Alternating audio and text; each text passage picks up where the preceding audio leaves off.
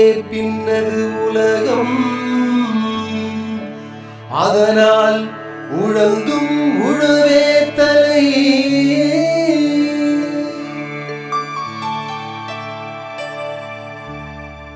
வணக்கம். என்னோட பேர் தீனதயாளன்.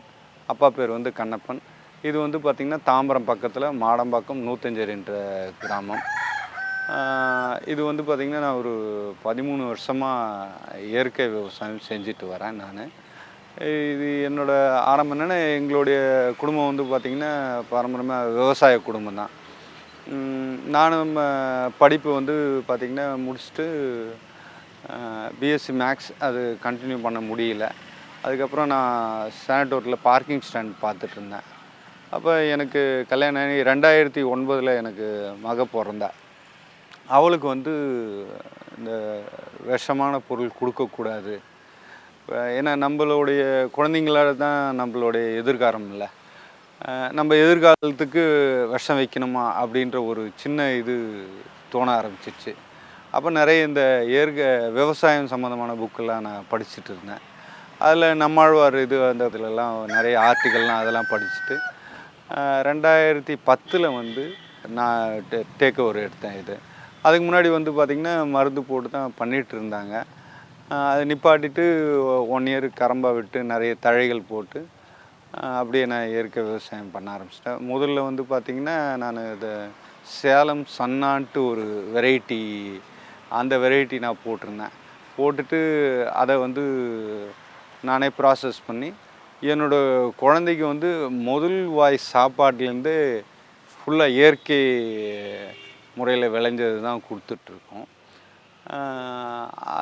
அதிலிருந்து பார்த்திங்கன்னா அதுக்கப்புறம் எங்கள் வீட்டுக்கு வந்த சொந்தக்காரங்க அவங்கெல்லாம் இது சாப்பிட்டுட்டு நல்லா இருக்குன்ட்டு கொஞ்சம் எங்களுக்கும் கொடுன்னு கேட்டப்புறம் நான் முதல்ல ஒரு 3 ஏக்கரா தான் பண்ணிகிட்ருந்தேன். அதுக்கப்புறமா தான் 6 ஏக்கரா அப்படின்ட்டு 12 ஏக்கரா வரைக்கும் இப்போ பண்ணிகிட்ருக்கேன். இது வந்து பார்த்திங்கன்னா இந்த 12 ஏக்கரும் வந்து பார்த்திங்கன்னா முழுசும் இயற்கை விவசாயம்தான்.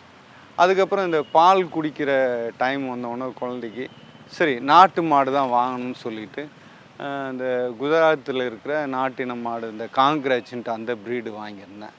ஏன் அந்த ப்ரீடு வாங்கினா, நம்ம தமிழ்நாடு ப்ரீடெலாம் கொஞ்சம் பால் கம்மியாக கறக்கும் அப்படின்ற காரணத்தினால குஜராத்தில் இது கொஞ்சம் பால் நிறைய கறக்கிற வெரைட்டின்றதுலேயும், அதுவும் இல்லாமல் இது கொஞ்சம் இந்த நோய் தாக்குதல்லாம் இல்லாமல் ரொம்ப நல்ல ப்ரீடு. இது எந்த நோயும் வரதில்லை, ரொம்ப நல்லாவே இருக்குது.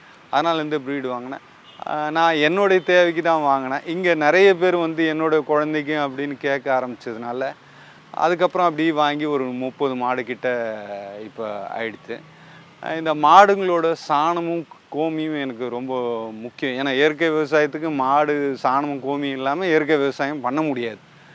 அதனால் அது ரொம்ப தேவைன்னு நான் வச்சுருந்தேன். என்னோடய ஷெட்டு மாடலே பார்த்திங்கன்னா அந்த மாதிரி டிசைன் பண்ணியிருப்பேன் நான். இது வந்து பார்த்திங்கன்னா கிழக்கு மேற்கு அமைச்சிருக்கேன். இது 2 பக்கம் மாடோட மூஞ்சி பார்க்குற மாதிரி அந்த மாதிரி டைப்பு. அது போடுற சாணமும் கோமியும் வந்து கலெக்ட் ஆகிற மாதிரி அது காவா பிடிச்சி அது இதுலேயே வந்து ஒரு 4000 லிட்டர் டேங்க் வச்சுருக்கேன். இந்த கோமியமும் மேஜரான சாணம் எடுத்துகிட்டு அந்த கழுவுற தண்ணியும் இந்த டேங்க்கில் வந்து கலெக்ட் ஆகிடும். அந்த டேங்க்கில் இருந்து பார்த்திங்கன்னா வயலுக்கு போகிற மெயின் லைன் அந்த வெஞ்சூரி செட் பண்ணியிருக்கேன். அதுலேயே வந்து நான் மாவு, உளுந்து மாவு ஆறு கடலை புண்ணாக்கு இல்லை வெல்லம் இது சேர்ந்து கலக்கிட்டு இந்த பயிருக்கு நான் அப்படியே விட்டுறேன். அதனால் இந்த பயிரோட வளர்ச்சியும் ஈல்டும் ரொம்ப நல்லாவே இருக்குது. இதை தவிர நான் வேறு எதுவுமே நான் கொடுக்கறது இல்லை. நான் வருஷத்துக்கு ஒரு வாட்டி தழை போட்டு மடிச்சுட்டு இந்த ஜீவாமிர்தம், இந்த சாணம் கோமியும் போட்டு தான் இது நல்லா ஒரு பருவத்துக்கும் ஏற்ற மாதிரி ஒரு வருடத்துக்கும் வந்து வேறு நாட்டு பயிர்கள், நான் சேலம் சன்னா, சீரக சம்பா, கிச்சிலி சம்பா, இப்போ தங்க சம்பா, பொன்னி, இப்போ வந்து பெருங்காறு இருக்குது இப்போ இருக்கிறது, இந்த மாதிரி மாற்றி அறுவடை பண்ணுறேன். இந்த பயிர்கள்லாம் வந்து பார்த்திங்கன்னா இந்த அறுவடை முடிச்சிட்ட அப்புறம் நெல் அறுவை இடத்துல வந்து காய வச்சு கிட்டத்தட்ட ஒரு 3-4 மாதம் நாங்கள் காய வச்சு வச்சிடும். அதுக்கப்புறம் தான் அது அவிக்கிற ப்ராசஸ் பண்ணுறோம். அதுக்கப்புறம் ஒரு 4-5 மாதம் கழித்து தான் அந்த அரிசியாக வருது. அந்த அரிசியுமே வந்து பார்த்திங்கன்னா ரொம்ப கம்மியான பாலிஷ், கம்மியானன்னா ஒரு கோன்லேயே ஆஃப் பாலிஷ் தான் பண்ணுற மாதிரி இருக்குது. ஏன்னா அந்த பாலிஷ் இல்லாத அரிசியில் தான் வந்து அந்த அரிசியில் டாப் லேயர்னுவாங்க. அந்த லேயரில் தான் வந்து பார்த்திங்கன்னா சத்துக்கள், மினரல்ஸ், அந்த விட்டமின்ஸ் நிறைய இருக்கிறதுனால அது போகக்கூடாது அப்படின்றதுனால அது அந்த மாதிரி ப்ராசஸ் பண்ணி எடுக்கிறோம் நாங்கள். அது வந்து பார்த்திங்கன்னா டைரெக்டாக நானே கன்சியூமருக்கு வந்து டைரெக்டாக சேல் பண்ணுறேன். நான் எங்கேயும் கடைக்கோ அந்த மாதிரிலாம் கொடுக்கறதில்ல. ஏன்னா நான் இங்கே சிட்டி பக்கத்தில் இருக்கிறதுனால இங்கே போகிறவங்க எல்லாமே நிறைய பேர் பார்த்துட்டு இங்கே இது இயற்கை விவசாயம்னு போர்டு பார்த்துட்டு வந்து அவங்களே பார்த்துட்டு இது கண் எதிர்க்க நடக்குதுன்ட்டு அவங்களே பார்த்துட்டு நிறைய வந்து வாங்கிட்டு போகிறாங்க. இது வந்து பார்த்திங்கன்னா எனக்கு ரொம்ப சந்தோஷமாகவும் இருக்குது. ஏன்னா ஒரு என்னால் முடிஞ்ச ஒரு நம்ம சமூகத்துக்கு ஒரு நல்லது செய்கிறேன் அப்படின்ற ஒரு எண்ணம். அதே மாதிரி இது நிறைய குழந்தைங்க இதெல்லாம் சாப்பிட்றதுனால ரொம்ப ருசியாகவே இருக்குது. என்கிட்ட வாங்கணும் திரும்ப திரும்ப வாங்கிட்டு இருக்காங்க. நிறைய இன்னுமே கன்சியூமர்ஸ் வந்து அதிகமாகிட்டே தான் வராங்க. இதனால் எனக்கு இன்னும் ஊக்கமாக இருக்குது.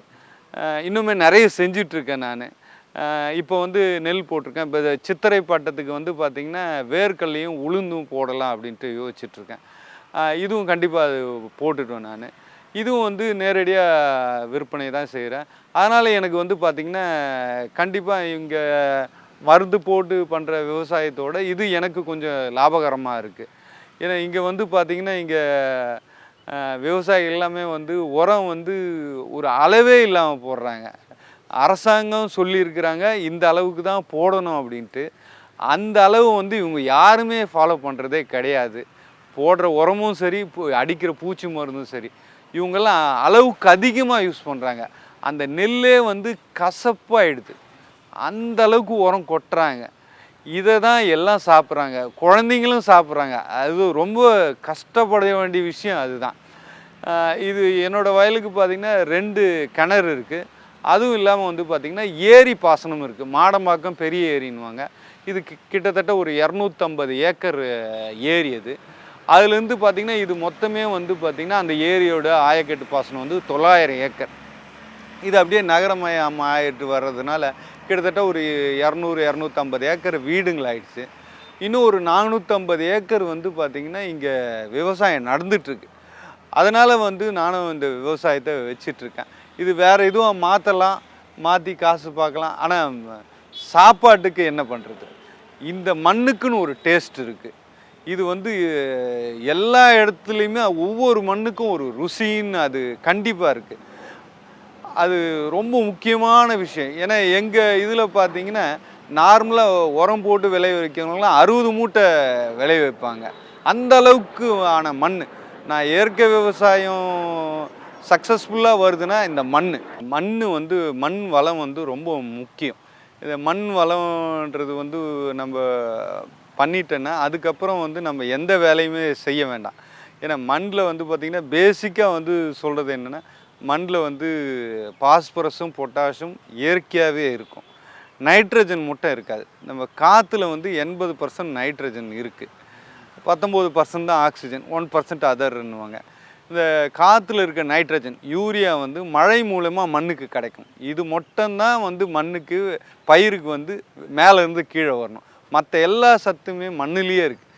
இந்த மண்ணில் இருக்க சத்து எல்லாத்தையுமே மாற்றி தர்றது வந்து நுண்ணுயிர்கள்.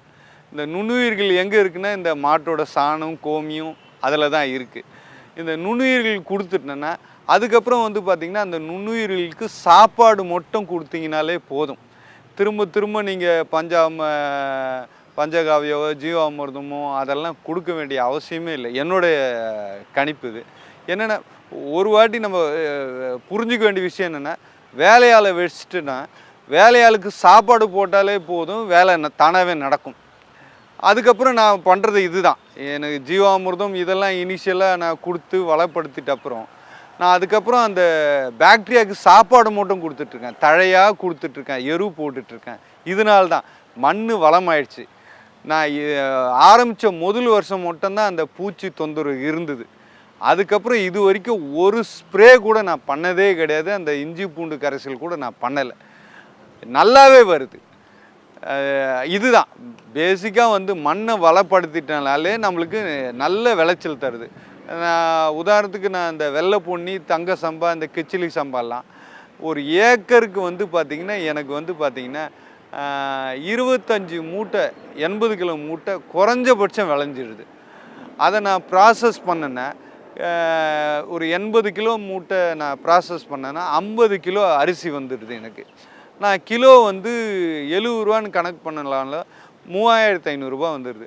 இந்த 3500 ரூபா ஒரு மூட்டைக்குன்றது இன்றைக்கி அரசாங்கத்தாலே தர முடியாத விலை. இதை நான் வந்து நானே பண்ணிடுறேன். எனக்கு இவங்க உரம்லாம் போட்டு 45 மூட்டை 50 மூட்டை விலை வைக்கிறாங்க அப்படின்னா, அந்த உர செலவுக்கே அவங்க 25,000 ரூபா செலவு பண்ணிடுறாங்க. அதுவும் இல்லாமல் நிறைய வேலை வேறு. இந்த இயற்கை விவசாயத்தில் மண்ணை வளப்படுத்திட்டுனா வேலையே கிடையாது. நான் இப்போ அதே இதுதான் நான் என்னுடைய 20 மூட்டையிலே அவங்க காசு அவங்களோட அதிகமாக நான் எடுத்துடுறேன். என்னுடைய 12 ஏக்கர்லேயே 4 வகையான மண்கள் இருக்குது. பார்த்தீங்கன்னா சுற்றி சிட்டி ஆயிடுச்சு. அதனால் இங்கே எப்படி இருக்கும், மண் வளம் எப்படி இருக்கும் அப்படின்லாம் இது நாங்கள் அப்படியே பரம்பரையாக இது விவசாயம் பண்ணிட்டு வரதுனால அந்த மண் அப்படியே காக்கப்படுது. இந்த இயற்கை விவசாயத்துக்கு வந்தப்புறம் இன்னுமே நல்லாவே இருக்குது. இது இந்த மண்ணில் அது வருமா இது வருமானதெல்லாம் இதுவே கிடையாது. நம்ம என்ன சொல்கிறது, இயற்கை பொருள் கொடுத்து நம்ம எது பண்ணினாலும் நல்லாவே வருது. இங்கே சொல்லுவாங்க இந்த அன்னாச்சி பழம், அன்னாச்சி வந்து பழம் பார்த்திங்கன்னா ஹை ஆல்டிடியூட் அந்த இதில் தான் நல்லா விளையும்னு சொல்லுவாங்க. ஆனால் எங்கள் மண்ணில் இங்கே நல்லா விளைஞ்சி நல்ல ருசியோடு நான் சாப்பிட்ருக்கேன். இங்கே பப்பாளியும் வருது, தென்னையும் இருக்குது, கத்திரி, வெண்டை எல்லாமே நான் போட்டிருக்கேன். எல்லாமே நல்லா வருது. முக்கியமான விஷயம் மண். அந்த மண்ணை வளப்படுத்திட்டோம் அப்படின்னால மற்ற எல்லாத்தையுமே அது சமாளிச்சுக்குது. அது ரொம்ப முக்கியமான விஷயம். இந்த இயற்கை விவசாயன்றது வந்து பார்த்திங்கன்னா நிறைய பேர் வந்து இதுக்கு நிறைய வேலை செய்யணும், நிறைய வாங்கி ஸ்ப்ரே பண்ணணும், நிறைய அதுக்கும் செலவு பண்ணணும் அப்படின்லாம் கிடையவே கிடையாது. நான் ஒன்ஸு அந்த பருவத்துக்கு கரெக்டாக நடுவு நட்டு களை எடுத்துட்டேன், நான் ஊரை சுற்றிட்டுருப்பேன். அது பாட்டுக்கு அது தானாக விளைஞ்சிருது. அதுக்கெல்லாம் இந்த 12 ஏக்கருக்கும் ஒரே ஒரு ஆள் தான் இருக்கார், மாட்டை பார்த்துக்கிறதுக்கும் வயலை பார்த்துக்கிறதுக்கும். அவருக்கு என்ன வேலைன்னா தண்ணி இல்லைன்னா தண்ணி கட்டணும், அவ்வளோதான் வேலை. வேறு எந்த வேலையுமே கிடையாது. அதே மாதிரி ஒரு சில இந்த பயிரில் களை எடுக்கிறதுக்கு அந்த இதெல்லாமே வந்து நான் ஒரு சில மெத்தட்ஸ் நான் வீடியோவில் பார்த்த அந்த மெத்தட்ஸ்லாம் நான் ரெடி பண்ணி வச்சுருக்கேன். முதல்ல வந்து நெல் நடவை பற்றி பார்த்துருவோம்.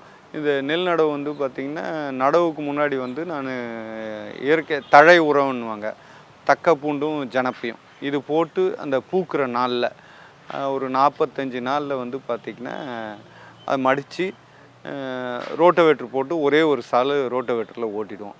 அதுக்கப்புறம் பார்த்திங்கன்னா பட்லர்னுவாங்க உருளை, அதை போட்டு ஓட்டுறது தான். அதுக்கப்புறம் அது ஒரு 4 சால் ஓட்டிட்டு நடவு நட்டுரும். நடவுக்கெல்லாம் வந்து பார்த்திங்கன்னா வெளியூர்லேருந்து தான் ஆள் வராங்க, இங்கே யாரும் இல்லை. இது நகரமயமாக்குறதுனால இங்கே யாரும் அந்த வேலையும் தெரியாது. அதனால் வெளியூர்லேருந்து வந்து தான் நடுறாங்க. நட்டுட்டு ஒரு 20 நாள் கழித்து களை எடுத்துருவோம். களை எடுத்துட்டு இப்போ இந்த ஆள் பிரச்சனைலாம் இருக்குது, இந்த பூச்சி கண்ட்ரோல் பண்ணுறது அந்த இதுக்கெல்லாம் நான் ஒரு எக்யூப்மெண்ட் பார்த்தேன். நான் அந்த இதை நாங்கள் இவர் மூலிமா, என் கையில் வேலை செய்கிறவர் இவர் மூலிமா இதை பயன்படுத்திக்கிறேன். இது வந்து பார்த்திங்கன்னா இப்போது நடவு வயல் எதுவும் இல்லை, அதனால் இப்போது இந்த தரையில் நம்ம இது பண்ணுறோம். இந்த மாதிரி ஒரு பைப்பில் வந்து நிறைய சங்கிலிங்க நாங்கள் இந்த மாதிரி பண்ணி வச்சுருக்கோம். இது நெல் பயிரில் வலிக்கிறப்போ பார்த்திங்கன்னா நெல் பயிர் மடித்து விடுறது, அதே மாதிரி கீழே வலிக்கிறதுனால இதில் வந்து பார்த்திங்கன்னா 3 நன்மைகள் உண்டு. நெல் நடவு பண்ணி ஒரு 15-20 நாளில் வந்து பார்த்திங்கன்னா இந்த மாதிரி வலிப்போம் நாங்கள். நெல் பயிரில் இளம்பயிரில் வலிப்போம். இது வந்து பார்த்திங்கன்னா பூச்சி கட்டுப்படுத்தும். அதுக்கப்புறம் வந்து பார்த்திங்கன்னா பயிர் கலப்பும் அதிகப்படுத்துது. இன்னொன்று வந்து பார்த்திங்கன்னா மண்ணில் இருக்க களையும் வந்து கட்டுப்படுது. இந்த 3 வேலையும் இதனால் இருக்குது. இது வந்து பார்த்திங்கன்னா பூச்சிகள் வந்து எப்பயுமே இலைக்கு கீழே தான் முட்டை வைக்கும். நம்ம என்ன தான் ஸ்ப்ரே பண்ணோம், என்ன மருந்து அடித்தாலும் மேலே தான் அடிக்க முடியும், கீழே அடிக்கவே முடியாது. இப்போ இந்த கம்பி இந்த சங்கிலி வலிக்கிறது மூலிமா, இப்படி வலித்து எடுத்து போகிறது மூலிமா அந்த முட்டை எல்லாமே அழிக்கப்படுது. அதனால் பூச்சி வந்து சுத்தமாக அழிக்கப்படுது. இது சுத்தமாக இயற்கை முறையில் இது. அதுக்கப்புறம் வந்து பார்த்திங்கன்னா இந்த மாதிரி தரையில் சேறு தரைன்றது இன்னுமே சாஃப்டாக இருக்கும். அந்த சேத்துல வலிக்கிறப்போ பார்த்திங்கன்னா 1-2 களை வந்து சின்னதாக அப்படி பூத்து இருக்க களைலாம் வந்து அப்படியே மிதந்தது. இது வலிக்கிறது வந்து நல்லா தண்ணி கட்டிட்டு வலிக்கணும். அதுக்கப்புறம் பயிரை வந்து சாய்ச்சி விடுறப்போ இந்த சைடில் இருக்க கலப்பு எல்லாமே அதிகமாகுது. இந்த ஒரு விஷயத்தினாலே எங்களுக்கு எல்லா வேலையுமே நடந்துடுது. இது ரொம்ப சௌரியமாக இருக்கும். ஒரு ஆள் போதும், ஒரு நாளைக்கு இதை வந்து ஒரு ஒரு ஒரு 2 ஏக்கர் இதை வச்சு வலிச்சிடலாம். களை இது பண்ணுற அந்த இது பார்த்தோம். அதுக்கப்புறம் பார்த்திங்கன்னா பூச்சி கட்டுப்படுத்துன்றது வந்து பார்த்திங்கன்னா இயற்கையாகவே வந்து பார்த்திங்கன்னா நிறைய இங்கே இயற்கை விவசாயம் நடக்கிறதுனால இந்த கொக்கு நாரைன்னுவாங்க. அது பார்த்திங்கன்னா ஏகப்பட்டது வரும். ஒரு ஒரு வயல்லையும் வந்து ஒரு 20 கொக்கு 20 நாரை இருக்குது. இது வந்து பார்த்திங்கன்னா அங்கே உள்ள நிழலில் தான் வந்து பார்த்திங்கன்னா அந்த அந்து பூச்சிலாம் பறந்துட்டுருக்கோம். அதெல்லாமே பிடிச்சி சாப்பிட்றது அது நிறைய ஹெல்ப் பண்ணுது. இயற்கையை நம்ம புரிஞ்சுக்கிறதுக்கு உண்மையாலே எனக்கு தெரிஞ்ச வரைக்கும் வந்து மனித மூளை பத்தாதுன்னு தான் நினைக்கிறேன். என்னென்ன ஒரு சின்ன உதாரணம் சொல்கிறேன். நம்ம ஒரு 170 நாள் பயிர், ஒரு மாப்பிள்ளை சம்பாவில் காட்டு யானம் அந்த மாதிரி பயிர் வைக்கிறேன்னா களைன்றோம். களை வந்து பார்த்திங்கன்னா ஒரு 170 நாள் பயிர்னா 150 நாள்லேயே அது விதை வந்து கொட்டிக்குது. அதோட இனத்தை அதுக்கு முன்னாடியே அது காப்பாற்றிக்கணும்னு நினைக்குது. சரி, 170 நாள் பயிர் நட்டா அப்படின்னா 150 நாள் பயிர் நட்டேன்னா 130 நாள்லேயே அதே களை விதை வந்து கொட்டிட்டு அதோட இனத்தை பெருத்துக்குது. சரி, 150 நாள் பயிர் அப்படின்னா 100 நாள் பயிர் நட்டா 80 நாள்லேயே அது விதை வந்து கொட்டிக்குது. இது பார்த்திங்கன்னா பக்கத்தில் என்ன பயிர் நடுறாங்க, அதோட வயசு என்ன, அதுக்கு முன்னாடியே நம்ம இனத்தை உற்பத்தி பண்ணிக்கணும்னு நினைக்கிது ஒரு சின்ன களைன்றோம் நம்ம அந்த பில். அதோட அறிவை பாருங்கள்.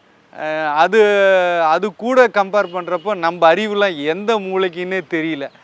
எனக்கு தெரிஞ்சு உண்மையாலே அறிவுன்றது அதுதான். நம்ம வச்சுருக்கிறதுக்கெல்லாம் பெரிய அறிவு இல்லை. அந்த இயற்கையை புரிஞ்சுக்கிறதுக்கு ரொம்ப சிரமம். இயற்கை கூட ஒன்றி இருக்கணும். இயற்கை விவசாயன்றது அதில் என்ன கிடைக்குதோ அதை எடுத்துக்கணும். அதில் நான் இவ்வளோ பண்ணேன் அவ்வளோ பண்ணேன் அப்படின்லாம் கிடையாது. ஏன்னா ஒரு சீசன்லேயும் ஒரு டைம் தான் கொடுக்கும், ஒரு டைம் கொடுக்காது.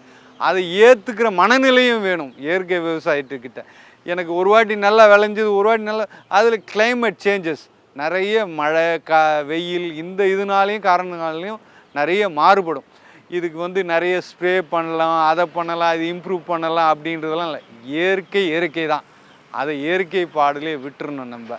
இதெல்லாம் என்ன கேட்டிங்கன்னா இதில் வந்து இயற்கை விவசாயத்தில் வேலை இல்லை. நட்டுட்டு களை எடுத்துட்டோம் பருவத்துக்கு அப்படின்னா அது விளைஞ்சிடுது. நீங்கள் தண்ணி பார்க்கணுன்ற அவசியம் எல்லாமே இல்லவே இல்லை. அந்த கரெக்டாக பருவத்தில் பண்ணிங்கன்னா என்னோடய வயல்லாம் வந்து வெடிப்பே விட்டுருக்கும், ஆனாலும் நல்லா விளையுது. இது நிறைய பேர் இங்கே சொல்லுவாங்க வெடிப்பு விட்டுடுச்சு சரியாக விளையாது அப்படின்லாம். அதெல்லாம் குறையே இல்லை. அப்புறமா தான் தெரிஞ்சுது அந்த வேருக்கு காத்தோட்டம் வேணும், வேறு நேரடியாக ஆக்சிஜனை எடுத்துக்கணுன்ட்டு. இதை பண்ணுறதே இல்லை. நம்ம எல்லாமே வந்து நெல்லை வந்து தாமரை அள்ளி மாதிரி தண்ணி கட்டிகிட்டே வளர்க்குறாங்க. இது தண்ணியும் வந்து அளவுக்கு அதிகமாக வச்சுட்டு மூச்சு திணறி போகிற மாதிரி தான் இருக்கும். அந்த பயிர் களைக்கவும் களைக்காது, அப்படியே தான் இருக்கும். நட்ட பயிர் மாதிரி தான். இது காய வச்சு நம்ம பண்ணலாம், தண்ணி தேவையும் குறைக்கலாம். அதுக்கு இன்னொரு போகமும் பண்ணிடலாம் நம்ம. இதுதான் உண்மையாலே இயற்கை விவசாயம். இயற்கை விவசாயம்னா முக்கியமாக மாடுகள், அதுவும் முக்கியமாக நாட்டு மாடுகள் ரொம்ப அவசியம். இதோட சாணமும் கோமியத்தில் தான் இவ்வளோ விளையுது, எல்லாமே விளைஞ்சிட்ருக்கு. இது மாடு ரொம்ப முக்கியம். மாட்டுனாலையும் பால் கறக்கிறதுனாலையும் ஒரு வருமானமும் வருது. இது வந்து பார்த்திங்கன்னா நாட்டு மாடு பால்ன்றது இந்த A2 மில்க்குன்னுவாங்க. இது வந்து பார்த்திங்கன்னா நான் இங்கே கறந்து நான் இங்கே வச்சுறேன், இங்கேயே வந்து வாங்கிக்கிறேங்க. இது வந்து லிட்டர் 100 ரூபான்னு தரேன். அதில் ஒரு கணிசமான வருமானமும் வருது. இந்த மாடு இருக்குனாலே முக்கியமாக வந்து கோழிங்க ரொம்ப, அதுவும் ரொம்ப முக்கியம். ஏன்னா அந்த சாணத்தில் முட்டை வச்சிடும், அதில் புழு உற்பத்தி ஆகும், பெருக்கம் ஜாஸ்தியாக இருக்கும். அதை கட்டுப்படுத்தணுன்னா கண்டிப்பாக கோழி ரொம்ப அவசியம். கோழியும் நான் வச்சிட்ருக்கேன். இது வந்து பார்த்திங்கன்னா ஒன்று சார்ந்து தான் இருக்கும் எல்லாமே. இது வந்து ஒன்றோட கழிவு இன்னொன்றுத்துக்கு அந்த மாதிரி தான் நம்மளுடைய ஃபுட் செயின் அந்த மாதிரி தான் இருக்கும். அந்த இதில் கொஞ்சம் நான் வச்சிட்ருக்கேன். நான் எனக்கு தேவையான வீட்டுக்கு தேவையான காய்கறிகள் எல்லாமே போட்டு நான் விளைய வச்சிட்ருக்கேன். மாடுங்களுக்கும் இங்கே இயற்கை முறையில் விளைஞ்ச வைக்கோலும் இங்கே இருக்க தீவனமும் இதை தான் போட்டு கொடுத்துட்ருக்கேன் நான். இங்கே வந்து பால் வாங்குறவங்க எல்லாருமே ரொம்ப திருப்தி. இது பால் வந்து நீங்கள் காலையில் இல்லை ஈவினிங் வந்து பார்த்தீங்கன்னு தெரியும், நின்று வாங்கிட்டு போயிடுவாங்க. அது எவ்வளோ நேரமாக இருந்தாலும் அது நின்று வாங்கிட்டு போவோம். ஏன்னா இந்த பாலோட ருசி அதோட தன்மை அந்த மாதிரி இருக்கிறதுனால. அதே மாதிரி கோழி தானாக இதுங்க போடுற சாணத்துலேருந்து சாப்பிட்டு வளர்கிறதுனால அது முட்டைங்களை விற்றா அதுலேயும் ஒரு வருமானம் வந்துடுது.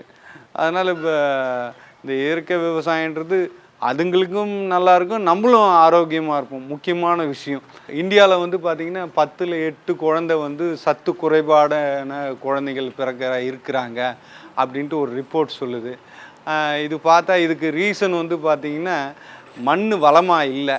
அந்த வளம் இல்லாத மண்ணில் விளைஞ்சி வர தானியங்கள் எதுலேயுமே வந்து அந்த மினரல்ஸும் விட்டமின்ஸும் இல்லைன்னு சொல்லிட்டு இப்போ வந்து சென்ட்ரல் கவர்மெண்ட் வந்து ஃபார்ட்டிஃபைட் ரைஸ், அதை என்ன சொல்கிறது, இரும்பு சத்து கலந்த அரிசி தரணுன்ட்டு இப்போ இந்த ஏப்ரல் மாதத்துலேருந்து நம்ம பொது விநியோக கூடத்துலலாம் தரணும் அப்படின்றாங்க. இதோட விளைவு எப்படி இருக்குன்றது இன்னும் 20 வருஷம் கழித்து தான் தெரியும்.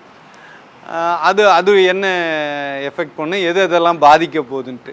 இப்போ இயற்கை விவசாயத்துக்கு நிறைய பேர் வராங்க, இந்த ஐடியிலேருந்து படித்தவங்களாம் வராங்க. ரொம்ப சந்தோஷம் வரணும். ஏன்னா வந்துட்டு பார்த்திங்கன்னா அவங்க நிறைய பேர் நான் தெரிஞ்சுக்கிட்ட வரைக்கும் பார்த்திங்கன்னா வந்துட்டு நிறைய செலவுகள் பண்ணிவிட்டு அதில் எதுவும் கிடைக்கல அப்படின்னு சொல்கிறாங்க. அது வேண்டாம். அது செலவு பண்ணாமல் நம்ம என்ன பண்ண முடியும், நம்ம கையில் என்ன இருக்கோ அதில் நம்ம என்ன உற்பத்தி பண்ண முடியுமோ அதை பண்ணுவோம் முதல்ல. இது முதல்ல நம்ம என்ன சொல்கிறது, முதல் நிறைய போட்டுட்டா தான் அதில் வரலன்ற ஒரு கஷ்டம் இருக்கும். முதலே இல்லாமல் பண்ணணும், அதுதான் விவசாயம். இது நான் டிராக்டர் வாங்கினேன், அதை வாங்கினேன், இதை வாங்கினேன்னு சொல்கிறதெல்லாம் அர்த்தம் இல்லை. அதில் இருக்கிறதுல வர வச்சு பண்ணுறது தான் உண்மையான விவசாயம். இதை புரிஞ்சுக்கணும். சந்தோஷம்.